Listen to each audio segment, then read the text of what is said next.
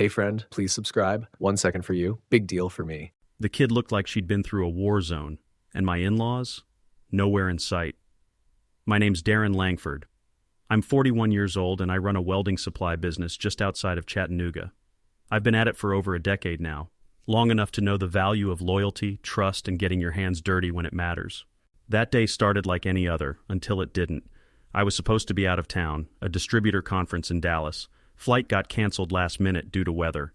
I could have stuck around and waited for the next one, but honestly, I just wanted to come home. Figured I'd surprise the family. Kelsey, my wife, had flown to Miami that morning for some tech summit. Her folks, Tom and Diane, offered to watch our daughter, Emmy, while we were both away. I wasn't thrilled about it, never have been really. But our usual sitter was in Hawaii, and Kelsey's brother couldn't help, so it was either them or no one. Emmy was 9, bright, kind, quiet around adults she didn't know well. And technically, she was my niece, but she's been mine since the day I signed the papers. When I pulled into the driveway, everything felt off. The house was still, the curtains were drawn, no car in the driveway. Tom and Diane's SUV was gone. I thought maybe they took Emmy out somewhere, a park maybe. Movie theater. But the house was unlocked. Inside it was too quiet. No TV, no laughter, no sound of footsteps upstairs. Just this faint, rhythmic noise coming from the kitchen, like scrubbing. I walked in and there she was, Emmy, on her knees in the corner of the kitchen, holding a red sponge in one hand and an old bucket in the other. Her fingers were pink and raw. The tile floor beneath her looked freshly soaked. She didn't see me at first. She was so focused, like she was trying to scrub something away that wouldn't go. My stomach dropped. "Em?" I said. She froze, shoulders tightening. Then she looked up at me, her eyes wide like a raccoon caught in headlights. Her face was flushed, sweaty. Her hair stuck to her forehead in little damp strands. And her hands, God, her little hands looked raw. "Daddy," she said in this small voice, I'm almost done. I just need a few more minutes." "What are you doing?" I asked. My voice sounded too loud in that quiet kitchen. She looked down at the sponge in her hand, then back up at me. "Grandma said I had to finish the floor before I could have dessert." "Where is Grandma?" I asked, my heart starting to pound now. "They went to Wild World," she said, "with Autumn." I blinked. "They what?" "They said I had to stay and clean, because I wasn't being grateful enough." Wild World was the biggest amusement park in the state. Rides, games, parades, everything a kid could dream of. We'd been saving up to take Emmy there in the fall. Autumn was her cousin, Diane and Tom's real granddaughter, their biological granddaughter. "They left you here?" I said slowly. "Alone?" She nodded. "Just for a little bit. They said they'd be back by dinner time. I had to earn my place." Something inside me snapped, quietly, not with shouting or rage, just this internal break, like a gear that finally ground loose. I helped Emmy up off the floor and carried her to the sink. I washed her hands with warm water and soap, gently, like I was handling glass. She winced. I dried them with a towel and wrapped her fingers loosely. Then I grabbed her coat and we got in the truck. I took her for ice cream. We sat there in a booth at Dairy King, her with a giant swirl cone and me with a coffee, and I just let her talk. I didn't press, didn't interrupt. I just listened. She told me about being made to scrub the bathroom yesterday because she talked back when she said she missed me. She said they'd told her Autumn needed the day off from school because she was gifted, but Emmy had to keep up her reading or she'd fall behind. She told me they'd taken Autumn out to see a movie last week while she stayed behind to practice responsibility. She told me how they made her sit in the laundry room to eat lunch because she was being moody, and she still thought it was her fault. That was what broke me more than anything. She didn't cry. Emmy doesn't cry easily, but she sat there with her ice cream and looked out the window like she was trying to figure out how to be good enough, how to be wanted. I called Kelsey then and there, told her everything. She didn't hesitate. "I'm on the next flight home," she said. "Tell Emmy she's not in trouble. Tell her I love her. Tell her I'll be there soon." And that's what I did, because my daughter didn't need a lesson in humility. She needed her parents. That night when Tom and Diane walked through the front door all sunburned and smiling, bags of souvenirs in their hands, I was sitting on the couch waiting for them. So was Emmy. I wasn't always a dad. That came the hard way. My name is Darren Langford. I was 30 years old when my whole life changed. Back then, I was still building up the welding supply shop, working 6 days a week, chasing invoices, trying to convince local contractors I wasn't just another guy selling gas and wire. No wife, no kids. I lived in a one-bedroom place over the shop, and most nights dinner was takeout eaten at my desk. Then came the phone call. It was a Tuesday, late afternoon. My sister Mallory and her husband Craig were driving back from a weekend at the lake. Drunk driver blew through a stop sign. T-boned them full speed. They never made it out of the intersection. Emmy was 3 years old. I still remember the sound of her crying when the officer brought her to me at the hospital. She didn't understand. She just kept saying, "Where's Mommy?" over and over, like if she asked enough, someone would fix it. Nobody could fix it. The weeks that followed were a blur. Paperwork, court hearings, meetings with social workers. Everyone suddenly had an opinion about what was best for her. Craig's parents filed for temporary custody. They lived in Illinois. Said they could offer her a more stable home. I wasn't even considered at first. A single guy living above a warehouse with no parenting experience? Not exactly ideal on paper. But I fought. I showed up in court every single time. I met every requirement, passed every check. I took parenting classes on my only day off. I baby-proofed the shop apartment myself. And when the social worker did her final visit and saw Emmy curled up on my chest, asleep with her pacifier and her favorite blanket, something shifted. 2 months later, the adoption went through. I became her father. The first few years were hard. She had night terrors, would wake up screaming in the middle of the night and cling to me like the world was ending.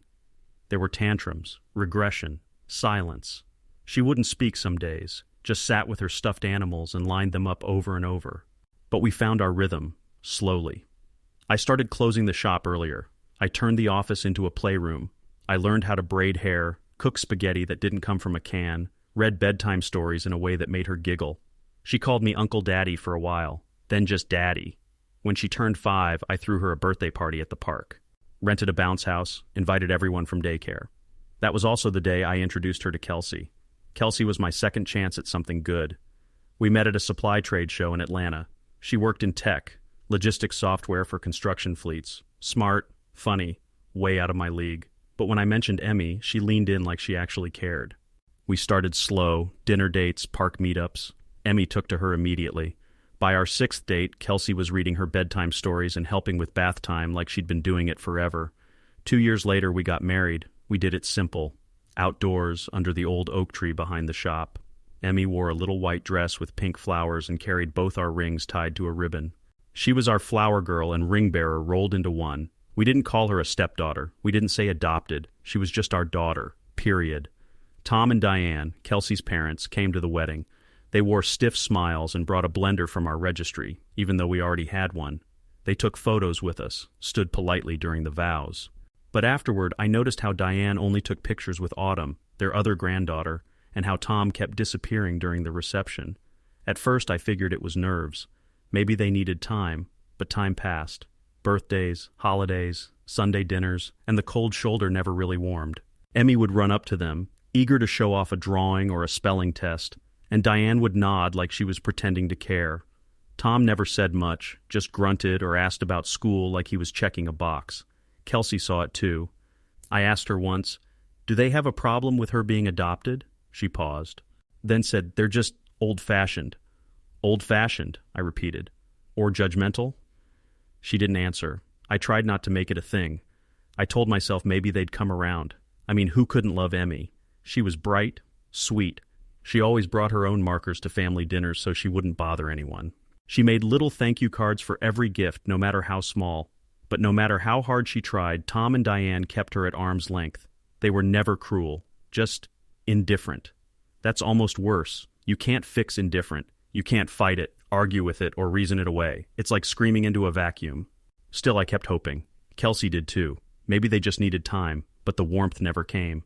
And now, looking back, maybe it never would have. Not unless we forced them to see the truth. Emmy was ours, entirely. No asterisk, no footnote, no technically. She was our daughter, and no amount of bloodlines was going to change that. The first time I noticed it, really noticed it, was Christmas. Emmy was 6. Autumn had just turned 7. We were doing the usual holiday thing at Tom and Diane's house, matching pajamas, eggnog and red mugs, that weird fruitcake no one touched. The grandkids opened presents together in front of the fireplace while everyone hovered, smiling and snapping photos. Autumn tore into her first gift, big pink wrapping paper, gold bow, and pulled out a brand new Kindle. The good one with the case, shaped like a unicorn. Emmy's gift came next. Same size box, different wrapping. Inside was a puzzle. one of those dollar store ones with 30 pieces and a picture of a barnyard. I didn't say anything at the time, just smiled, helped Emmy tear away the rest of the paper, and watched her say thank you like I'd taught her. But I saw the look in her eyes, that little flicker of disappointment, that question she didn't ask. Maybe it was just a fluke, I told myself, but it kept happening. At Autumn's birthday party, they rented out a whole gymnastics gym, popcorn machine, balloon animals, the works. When Emmy turned 8 a month later, Tom and Diane brought her a $10 coloring book and skipped the party entirely. Said they were traveling that weekend. At family dinners, Diane would fawn over Autumn's science fair project, our little Marie Curie, and then turn to Emmy with a pat on the head and a "How's school, sweetie?" Never a follow-up, never a real question. Once, Emmy told Diane she liked drawing unicorns. The next week, Autumn got a unicorn-themed stationery set just because. Emmy got socks. Still, Emmy didn't complain. That was the part that killed me. She never threw a tantrum. Never asked why Autumn always got the front seat or why Grandma Diane brought her cousin shopping but never invited her. Emmy just sat back and watched, smiled politely, said thank you for whatever scraps she got. Until one night about a year ago, I was tucking her in, smoothing the covers the way she liked, edges tight, corner turned down. She had that little plush dragon in her arms, the one she named Pickle, and out of nowhere she said, "Do Grandma and Grandpa think I don't belong?" It hit me like a punch in the chest. "What makes you say that?" I asked. She shrugged, real small. "They're nicer to Autumn, like she's theirs." I sat down on the edge of the bed. "Emmy," I said, "you're just as much theirs. You're part of this family, all the way." She nodded, but I could tell she didn't believe me. Not all the way, anyway. Later that night, I brought it up to Kelsey. "Have you noticed it?" I asked. "The way your folks treat Emmy?" She was quiet for a second. Then she sighed. "Yeah, I have." "So?" "They're just old-fashioned," she said, like that explained it. "Give it time." I didn't like that answer, but I let it go. I wanted to believe it wasn't what it looked like, that maybe it was unconscious, subtle, fixable. But giving it time turned out to be a bad bet. It wasn't just random favoritism, it was intentional, calculated. There was that afternoon at Diane's house when I came to pick Emmy up early. Autumn was in the living room with a bowl of popcorn watching cartoons. Emmy was folding laundry in the back room. Diane smiled like it was perfectly normal. "She needs to learn the value of hard work," she said. "She's 8, I replied. "Exactly." Another time, Emmy told me Diane had said Autumn was first in line when it came to family trips and vacations because she's our only real granddaughter. Real. That word lingered in my head like a bitter aftertaste. I started noticing more, Diane correcting Emmy's table manners in front of everyone, Tom calling Autumn our little legacy during a toast, the way Emmy always offered to help clean up, hoping it might earn her some invisible points, while Autumn got to run off and play. And Kelsey, she still brushed it off. Not out of malice, just out of habit. A habit of believing the best in her parents. A habit I was slowly losing. I started keeping score, mentally. Not because I wanted to, but because I needed to see if I was going crazy. Every uneven gift, every backhanded comment, every invitation forgotten or excuse made. By the end of that year, the scoreboard wasn't close. And Emmy, she just kept shrinking into herself, getting quieter, more careful, like love had become something she had to earn. That was the hardest part to watch, because no matter how much I loved her, and I did, with everything I had, I couldn't protect her from the people who claimed to love her too. And now, after what I walked in on in that kitchen, I realized the favoritism hadn't just damaged her, it was breaking her, piece by piece. And I was done watching it happen. It started with a scheduling disaster. I had to fly to Denver. One of our major suppliers was switching warehouses, and something got botched in the paperwork. Orders were being duplicated, inventory going missing. I had to show up in person to get it sorted. Last minute, urgent, no way around it. Kelsey had a tech summit in Miami that same week, also non-negotiable. She was presenting a new routing algorithm her team had been working on for months. Missing it wasn't an option. We stared at our shared calendar in silence, both trying to solve a puzzle with no pieces. "What about Angie?" I said, thinking of our regular sitter. Kelsey checked her phone. "In Hawaii for her cousin's wedding, all week." "My brother?" I offered. "He owes me. He's swamped with that new contractor job. Hasn't even seen his own kids in days." We went through every name, every option, nothing. Then Kelsey hesitated. "My parents offered," she said carefully. I raised an eyebrow. "They did?" "Yeah. I mentioned we were stuck, and Mom said they could take Emmy for a few days, just until we're back." I leaned back in my chair and let that settle. I don't like it, I said. Not after the way they've been with her lately. I know, but maybe this is a chance for them to prove they care, to step up. They know we're watching now. I didn't answer. Darren, she said, her voice soft. I get it, I do, but I can't cancel Miami. You can't cancel Denver. We're out of options. I looked at her, and then down the hall where I could hear Emmy humming to herself, probably building another Lego spaceship. 3 days, I said. That's it. If they screw this up, they're done. No more overnights, no more. Maybe they'll warm up. We pull the plug. Kelsey nodded. 3 days. When I told Emmy, she didn't complain. That was almost worse. She just gave this little nod, eyes flicking to the floor. Okay, she said. I'll be good. You're always good, I told her, crouching down. But this isn't about being good. This is about staying safe. We left a list, your bedtime stuff is packed, and I'll FaceTime you every night. Got it? She nodded again, smiled even. But it was tight, fragile. Sunday morning, we dropped her off at Tom and Diane's place. The air was weird, too polite. Diane opened the door like we were there to deliver groceries. Tom stood behind her, arms crossed, smiling just enough to be noticed. Hello, sweetie, Diane said to Emmy, reaching out like she was greeting a guest at a hotel. Come in, let's get you settled. Kelsey hugged Emmy tight. I did the same. You call me if anything feels off, I whispered. Anything at all. She nodded against my shoulder. Back in the car, I stared straight ahead. You think this'll help? I asked Kelsey. Show them who she really is? I hope so, she said. They said they want to build a better relationship. But hope, as I've learned, is not a plan. I left notes, routines, meal instructions, Emmy's allergy list, her bedtime playlist, even a laminated card with our numbers and emergency contacts, because I thought I was just stepping away for a few days. But Tom and Diane, they saw it as their opportunity. To reset the rules, to make their message clear, Emmy wasn't really one of them. She wasn't blood. She was a favor they tolerated, a burden to mold, a mistake to correct, and we handed them the keys. It still makes my stomach twist to think about that, how I tried to believe just one more time that they might change. But some people don't change. They just get better at hiding who they are, until the moment they think no one's watching. And this time, they were wrong. Because I came home early, and I saw it for myself. The universe has a funny way of throwing you back into the fire just when you think you've escaped it. My flight back from Denver was supposed to be the red-eye home on Thursday, but a mechanical issue canceled the connection out of Atlanta, and next thing I knew, I was back at the gate with an open seat on an earlier flight. I took it. Figured I'd surprise Emmy, maybe even get a jump on the weekend.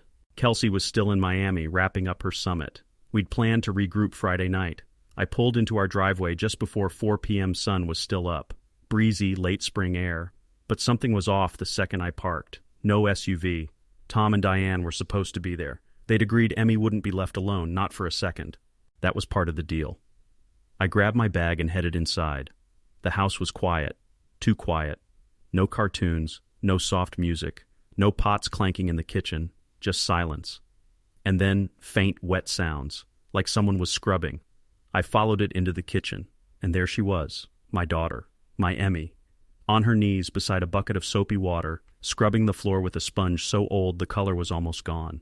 Her hair was tied in a lopsided ponytail, her face was flushed red, her arms damp up to the elbows. She didn't even notice me until I stepped into the room. When she looked up, her expression wasn't surprise, it was guilt. Like she was the one doing something wrong. Emmy, I said. My voice came out like gravel. What are you doing? She froze. Her little body went stiff like a dog expecting to get scolded. Grandma said I had to finish the kitchen before I could have dessert, she whispered. Autumn got ice cream. I got a chore. I just stood there, processing, trying to stay calm. Where are they? I asked. They went to Wild World, she said quietly. With Autumn. Grandma said I didn't earn a treat. I knelt down slowly. They left you here? Alone? Her eyes welled up. They said they'd be back before dinner. They said I talk too much and don't listen.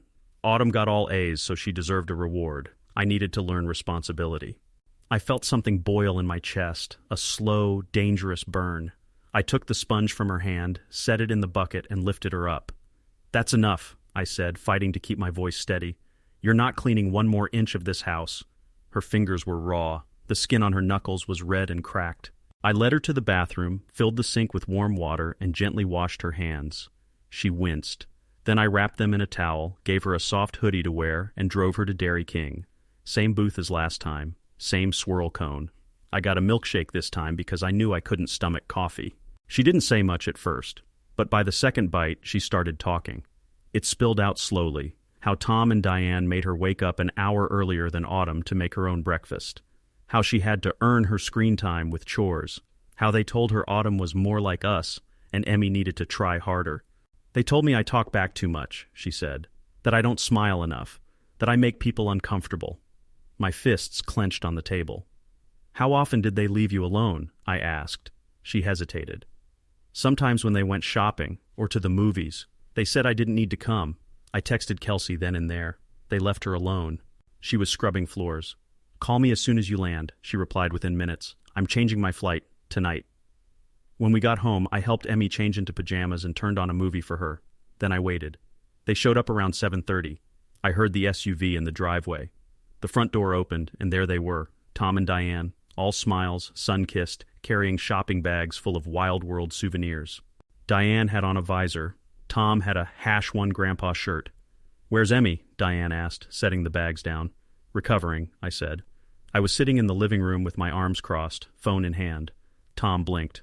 What's that supposed to mean? She's resting, I said. From being abandoned. From being used like a housemaid while you took Autumn on a joyride. Diane narrowed her eyes. Excuse me? You heard me, I said. I came home early, found her on the kitchen floor, alone, scrubbing tile with cracked hands, at 9 years old. Tom tried to deflect. We told her to do a little chore, just to earn her keep. She's a child, I snapped. Not your damn employee. Diane crossed her arms. We were trying to teach her some discipline. Kids these days. She's not your child, I cut in, and she's not your test dummy for twisted lessons on earning love. They looked stunned, like they were being ambushed unfairly. This is dramatic, Diane muttered. We've raised children. We know what works.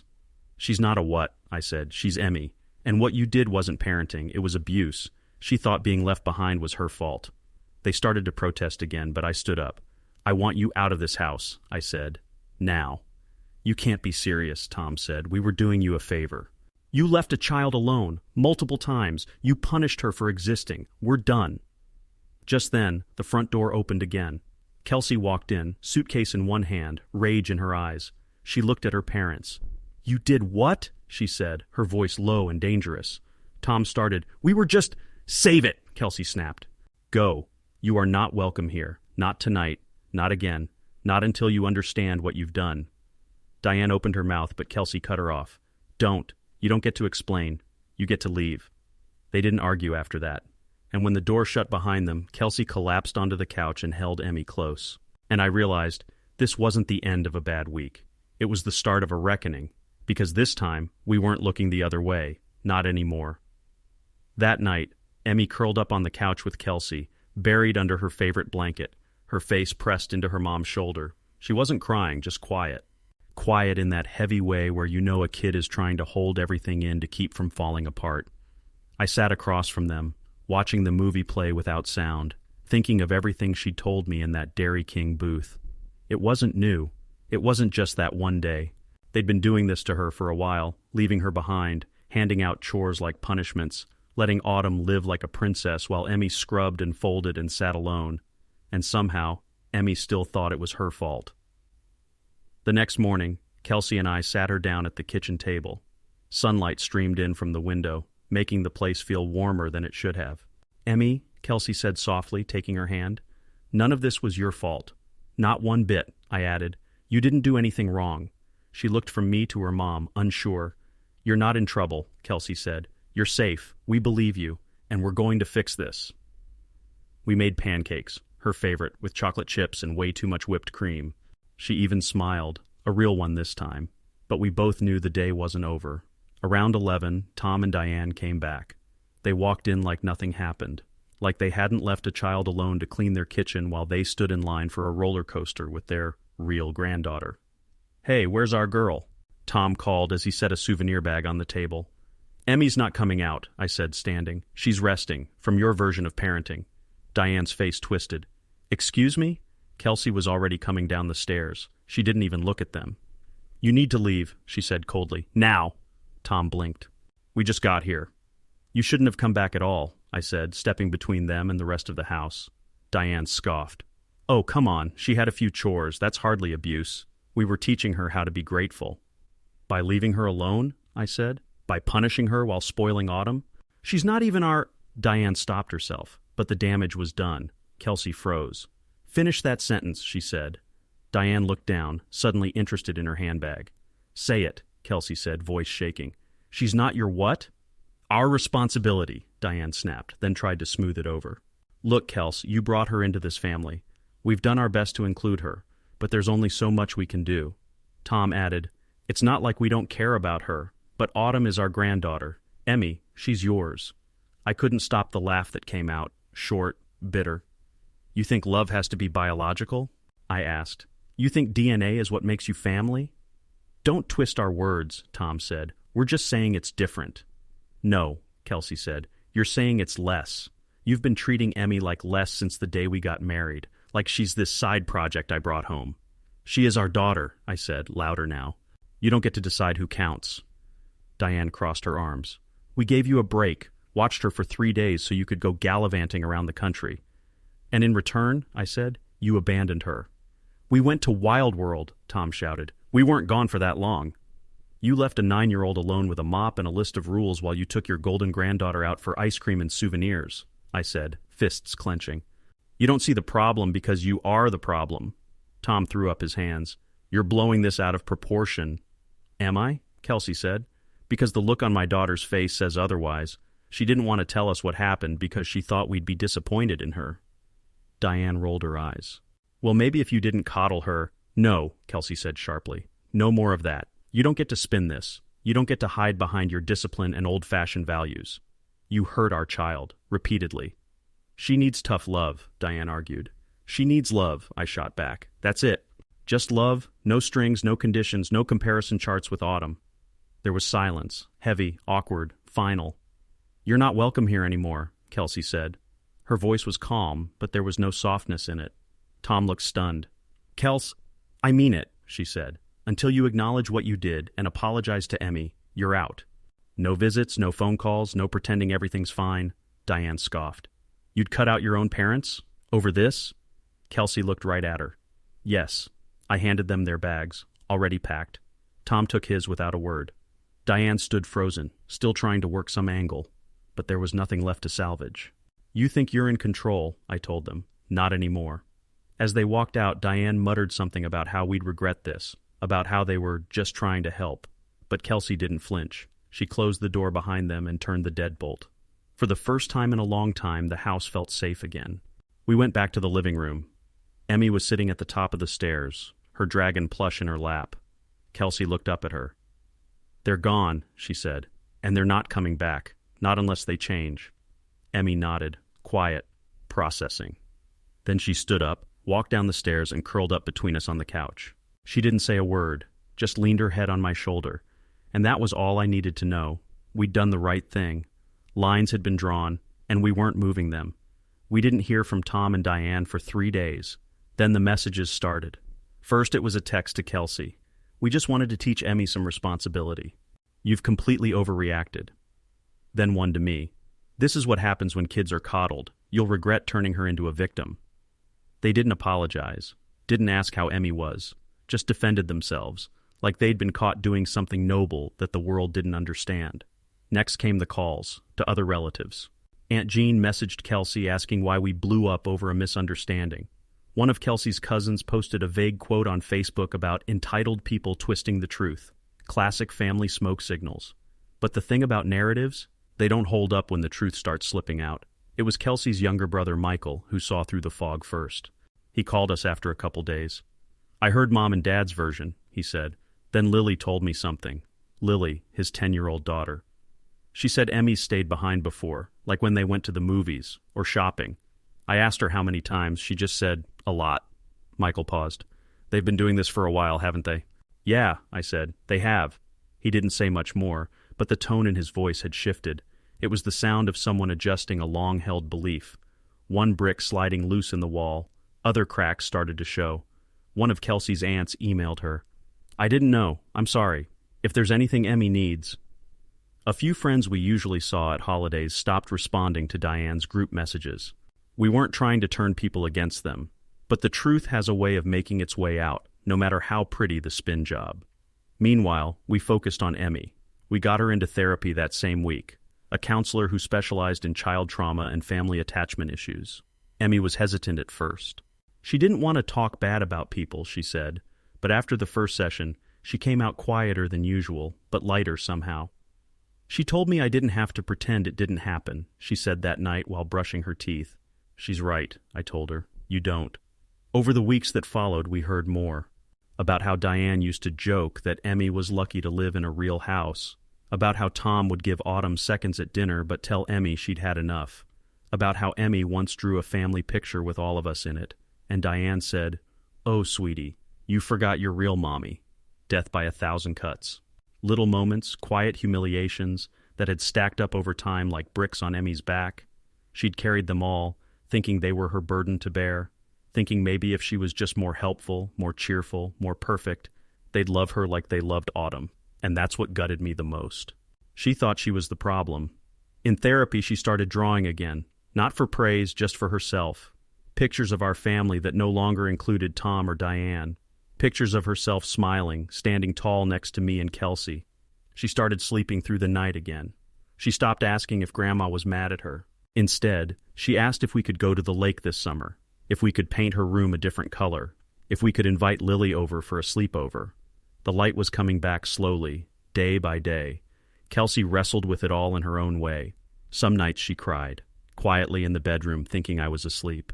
Other nights she was angry, at herself for not noticing sooner, for brushing it off as harmless favoritism. "They were hurting her right under our noses," she said once, staring at the ceiling. "And I let them." "You didn't let them," I said. "You believed they were better than they were. That's not weakness. That's hope." But Emmy paid the price. I didn't have a good answer to that. Not really. But I did know one thing. It wasn't going to happen again. The family's golden narrative, Tom and Diane, the doting grandparents, was cracking. People were starting to question what they'd always accepted. And Emmy? She wasn't the scapegoat anymore. She was the girl who had survived it with grace. And we were the parents who would make damn sure no one ever made her feel small again. We didn't do anything dramatic at first. No big announcements. No scorched earth messages, just quiet boundaries, sharp ones, no more overnights. No alone time with Tom and Diane. Every visit, if there was one, would happen in public, with both me and Kelsey present. Restaurants, parks, neutral ground where they couldn't slip in snide comments or accidentally forget Emmy existed. But honestly, they didn't push for visits. They'd been exposed. And exposure has a way of making the boldest people go silent. Diane still sent birthday cards, always signed "Love, Grandma and Grandpa," sometimes with a sticker on the envelope that said, "Thinking of you." Emmy didn't rush to open them. Sometimes she didn't open them at all, and we didn't force it. Because healing doesn't come from pretending everything's fine. It comes from building new things, from filling the space left behind. So we started doing Sunday cookouts. Just us, Emmy, a few close friends, and sometimes her classmates' families. Nothing fancy, hot dogs, corn on the grill, old folding chairs in the backyard. But they became sacred. Emmy would run through the yard barefoot, hair flying, squealing when someone tried to tag her. We'd stay out until dark, roasting marshmallows and watching fireflies blink in the grass. She laughed again. A real laugh, loud and wild and full of life.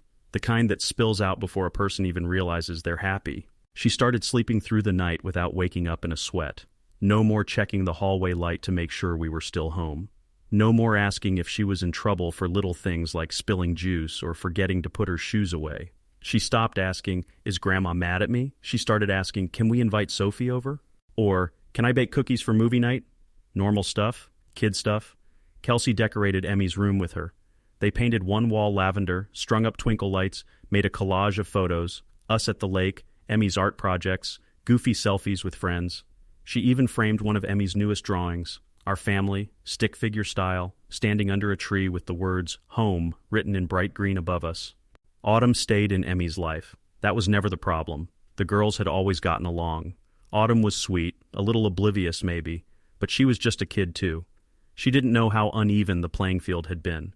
Now when they hung out, it was at our house, on our terms, no grandparents hovering, no hierarchy. Just two girls watching cartoons and trading stickers. Diane didn't like the new rules. That much was clear from the tone of her texts. We're still her grandparents, whether you like it or not. You're poisoning her against us. This is emotional blackmail. We didn't reply. Let the silence do the talking. Tom, though, he started changing. Little things.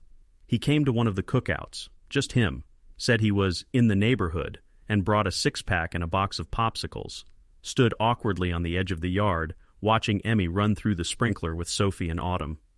I thought she might like these, he said, holding out the popsicles. Emmy eyed him warily at first, but she took one, said thank you quietly, then ran back to her game. He stayed for half an hour, then left without fanfare. Next week he came again, helped set up folding chairs. Didn't try to talk about Diane. Didn't try to justify anything, just watched his granddaughter laugh and didn't look away. It wasn't a grand gesture, but sometimes healing starts in the small things, the quiet choices, the showing up. We weren't building a perfect family, just a real one. And real families draw the line where it matters. Not at blood, not at tradition, at love, respect, consistency. We gave Emmy what she'd always needed, a home where she didn't have to earn affection, where she didn't have to wonder if she was wanted. She already was, always had been, and now she finally believed it too. 6 months later, we were sitting at Marcy's Diner, the kind of place where every booth has cracked red vinyl and the menu hasn't changed since 1982. Emmy loved the pancakes there, said they were better than the fancy ones with berries. She was 13 now, taller, more confident, a little sassier. Therapy was helping, so was time. We weren't expecting anyone else that morning, just a lazy Saturday breakfast. But when the bell over the door jingled and I looked up, I saw Diane. Not Tom, just her. She stood there for a second, like she was waiting to be noticed, or maybe talked herself out of walking back out. Then she made her way over to our table slowly. "May I sit?" she asked. I looked at Emmy. Her eyes were wide, but she didn't flinch. Kelsey nodded once. "Go ahead." Diane sat across from us. She looked older, not just in the face, but in the posture, like the weight of everything she'd carried and everything she'd done was finally pressing down on her. She started, clearing her throat. "I've been thinking. A lot." Silence. She folded her hands on the table, then turned to Emmy.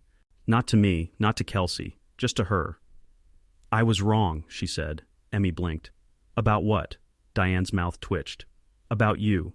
About everything, really. I didn't treat you right. I treated you like you were an outsider in a family you were already part of, and I don't expect you to forget that. But I need you to know I know it now." She was shaking, hands trembling slightly. "I made excuses. Blamed your dad. Blamed your mom. But it was me. I saw blood and thought that meant love. But it doesn't. Love isn't biology. It's showing up. I didn't show up for you, Emmy." For a long moment, no one spoke. The sounds of clinking silverware and murmured conversations buzzed around us like background noise, but our booth felt like its own world. Emmy looked at her plate, then back at Diane. "I forgive you," she said. Then, just as clearly, "But I still want Daddy around when we visit." My throat tightened. I didn't say anything. I just waited. Diane nodded, swallowing hard. Of course, of course." Then Tom walked in. He must have been waiting outside. He came over slower than Diane had, hands in his jacket pockets. He looked at Emmy and smiled. Not the tight, practiced one from before. A real smile. Nervous. Honest. "You're part of this family, kiddo," he said. "Always were. We just had to catch up."